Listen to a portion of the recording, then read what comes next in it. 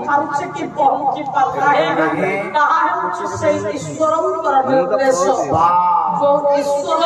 ये सुंदर सृष्टि को तैयारी करितंती जीव जगत को तैयारी करितंती आम्भमान को समस्त के संसार को पठैतंती ହେଲା ଆଜ୍ଞା आम्भमानकर समस्त दायित्व को पोषण कला बेले बाबुरे समस्तंकर मंगल अर्थे भावग्राही परम ब्रह्म आवश्यक स्थले निराकार साकार रूप नेता ହେଲା वो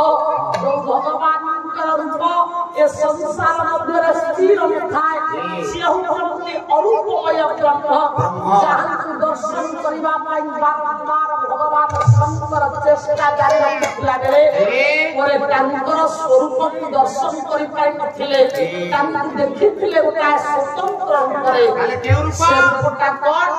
आपण मानकर वीर विश्व दास गोटा पद प्रमाण ଜାଣିବା ओला महा